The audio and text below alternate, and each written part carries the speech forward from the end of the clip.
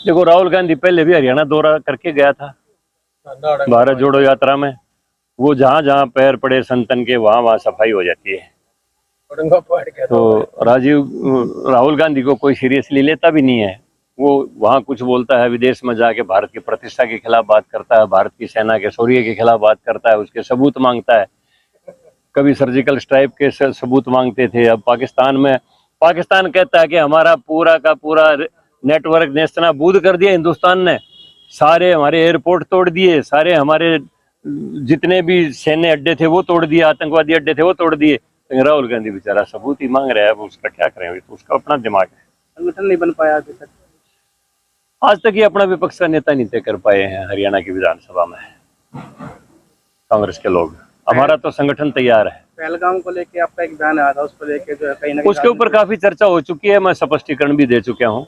और मेरा केवल मात्र उद्देश्य, मेरे सामने बैठी उस दिन देवी अहिल्या के जन्म जयंती के ऊपर मैं बोल रहा था, और मेरा केवल मात्र उद्देश्य ये था कि हम जहाँ कहीं भी हों, जब कभी भी कोई विपरीत परिस्थिति आ जाए, तो अपने अंदर की देवी अहिल्या को जगाएं, अपने अंदर की रानी झांसी को जगाएं, अपने अंदर की देवी दुर्गा को जगाएं और मुकाबला करें।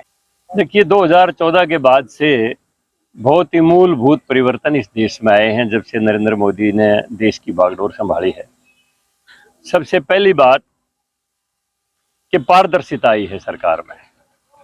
जो राजीव गांधी कहता था कि हम सेंटर से 100 रुपये भेजते हैं, लेकिन गांव तक जाते जाते 85 गायब हो जाते हैं, 15 मिलते हैं।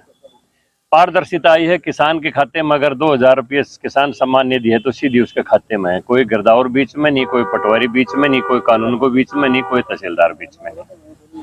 अगर पेंशन आती है तो सीधी खाते में आती है, उसमें कोई बिचौलिया नहीं है। अगर नौकरियां मिलती हैं तो मेरिट के आधार पर मिलती हैं, उसमें कोई बिचौलिया नहीं है, कोई सिफारिश नहीं है। जहां तक बात है देश के इंफ्रास्ट्रक्चर की, देश में 114 नए एयरपोर्ट बन गए नरेंद्र मोदी जी के आने के बाद। वंदे भारत ट्रेन का नेटवर्क का और पूरी अन्य एक्सप्रेस ट्रेनों का आपने देखा है कि विश्व का सबसे ऊंचा टावर जो है वो बुर्ज खलीफा है दुबई में। उससे भी ऊंचा जो है ना हमारा चनाब नदी का पुल है, जिसका कल उद्घाटन किया है नरेंद्र भाई मोदी जी ने। वहां पर झंडा लेके पुल के ऊपर से जो गुजरे हैं, तो देश की कितनी शान बढ़ी है। कश्मीर से कन्याकुमारी तक रेलवे नेटवर्क से भारत को जोड़ दिया गया है। जहां तक बात है हाईवेज की, आपने गोहाना के अंदर खड़े हो, आप कितने हाईवेज यहाँ से जम्मू कटरा यहाँ पर जा रहा है, दिल्ली से यहाँ जा रहा है। चंडीगढ़ जाना हो तो यहाँ से जींद रोड पर जाओ, 152D पर चढ़ो 2.5 घंटे में चंडीगढ़। जयपुर जाना हो तो यहाँ से रोहतक जाओ, खरकड़ा से 152D पर चढ़ो 3 घंटे में जयपुर। जो देश में नेटवर्क फैला है, रेलों का, हवाई जहाजों का, राजमार्गों का, पहले कल्पना नहीं कर सकता था हिंदुस्तान में भी इतना बड़ा नेटवर्क हो सकता है। जहां तक बात है हमारे सम्मान की, एक समय था हमारे सैनिकों के सर काट के ले गए पाकिस्तान के सैनिक, और कुछ नहीं कर सके।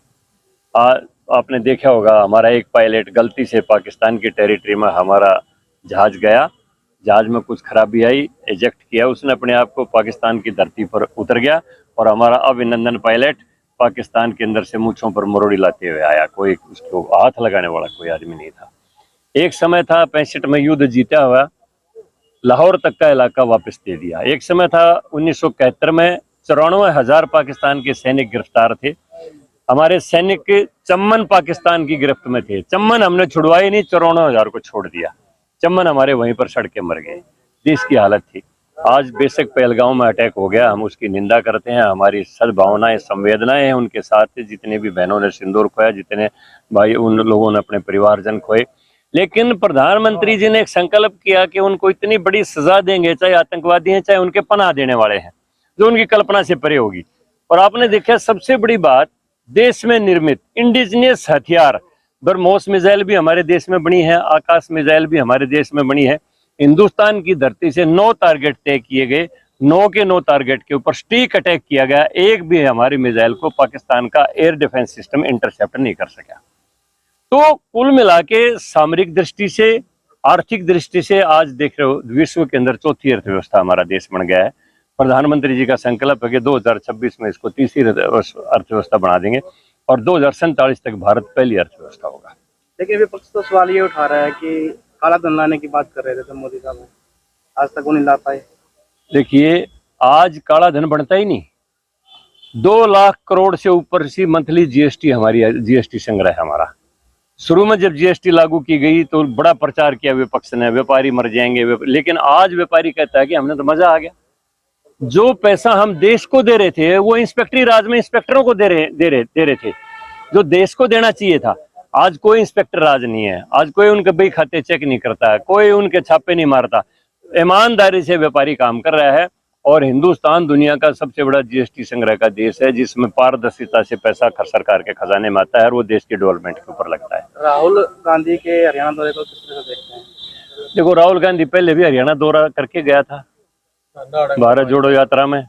वो जहां जहां पैर पड़े संतन के वहां वहां सफाई हो जाती है। तो राहुल गांधी को कोई सीरियसली लेता भी नहीं है। वो वहां कुछ बोलता है, विदेश में जाके भारत की प्रतिष्ठा के खिलाफ बात करता है, भारत की सेना के शौर्य के खिलाफ बात करता है, उसके सबूत मांगता है। कभी सर्जिकल स्ट्राइक के सबूत मांगते थे, अब पाकिस्तान कहता है कि हमारा पूरा का पूरा नेटवर्क नेस्तनाबूद कर दिया हिंदुस्तान ने, सारे हमारे एयरपोर्ट तोड़ दिए, सारे हमारे जितने भी सैन्य अड्डे थे वो तोड़ दिए, आतंकवादी अड्डे थे वो तोड़ दिए। राहुल गांधी बेचारा सबूत ही मांग रहा है, अब उसका क्या करें, तो उसका अपना दिमाग है। संगठन नहीं बन पाया अभी तक। आज तक ये अपना विपक्ष का नेता नहीं तय कर पाए हैं हरियाणा की विधानसभा में कांग्रेस के लोग। हमारा तो संगठन तैयार है। पहलगाम को लेके आपका एक बयान आया था, उस पर लेके जो है कहीं ना उसके ऊपर काफी चर्चा हो चुकी है, मैं स्पष्टीकरण भी दे चुका हूँ। और मेरा केवल मात्र उद्देश्य, मेरे सामने बैठी उस दिन देवी अहिल्या के जन्म जयंती के ऊपर मैं बोल रहा था, और मेरा केवल मात्र उद्देश्य ये था कि हम जहाँ कहीं भी हों, जब कभी भी कोई विपरीत परिस्थिति आ जाए तो अपने अंदर की देवी अहिल्या को जगाएं, अपने अंदर की रानी झांसी को जगाएं, अपने अंदर की देवी दुर्गा को जगाएं और मुकाबला करें।